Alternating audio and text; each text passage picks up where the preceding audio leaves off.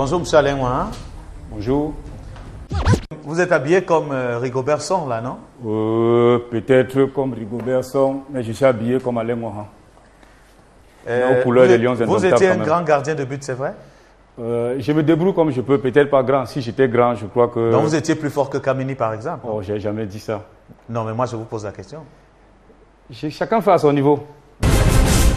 Vous avez un souvenir de la Coupe du Monde? Quelle année? Vous avez une année particulière ou bien je dois choisir comme ça au pif? Un souvenir de la Coupe du Monde? J'en ai peut-être 2 ou 3. Allons-y. Je commence par l'époque glorieuse de 90. Je me rappelle ce but de François Omambi qui vient mettre tout un pays en extase. Je me rappelle aussi de ce déboulé de Ndjanka Beyaka en 98 contre l'Autriche. Un raid solitaire de près de 40 mètres qui va se loger dans les buts du gardien autrichien. Et enfin? En 94, là, je vois le vieux lion, 42 ans, je crois, sonner, qui, malgré le score de 4-0 dont le Cameroun était mené, réussit quand même, au milieu d'une pléthore de défenseurs russes, à mettre un but au fond. Les Lions aujourd'hui, oui. Quel est le joueur qui vous rassure le plus? Sincèrement,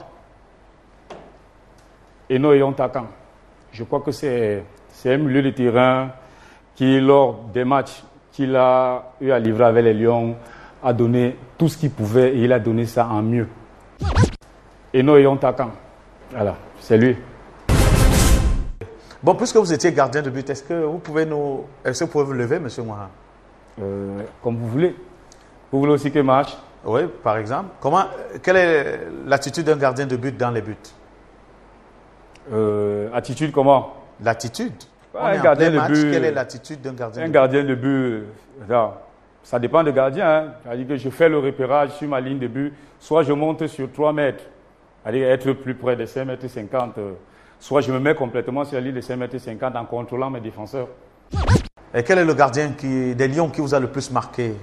Le gardien des Lions qui m'a le plus marqué, je crois, humblement, Joseph-Antoine Bell. Voilà quelqu'un qui est au-delà de son talent. Ok?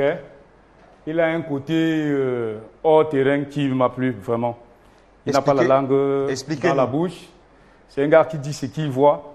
Sans porter les gants, il donne les coups de poing. Voilà. Mais ça a quelle influence sur le terrain? Moi, je veux parler des gardiens qui étaient sur le terrain. J'ai dit en dehors de son talent.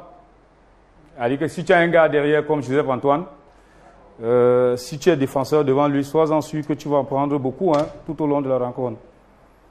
Donc, si tu as une défense que tu ne peux pas rassurer, toi, le gardien derrière, tu es un gars mal barré. Je crois que Joseph-Antoine Bell, sur ce point-là, a fait beaucoup de choses. Et quel est le gardien qui vous a le plus énervé? Aïe, aïe, aïe. Aïe, aïe, aïe. Des Lions indomptables. Oui, bien sûr. Aïe, aïe, aïe. Aïe, aïe, aïe. Citons les contemporains. Aïe, aïe, aïe. Aïe, aïe, aïe. Bon, laissez-moi réfléchir un tout petit peu. Celui qui m'a le plus... énervé. Ouf, je vais le dire. Idriss Carlos Kameni. Je pense qu'il y a mieux que lui à ce poste. Supposons. Donc, entre Kameni et Jojo, il n'y a pas match? Non, c'est le jeu là. On ne peut pas comparer. On ne fait pas la comparaison entre Ito et Kunga. C'est des attaquants, mais chacun.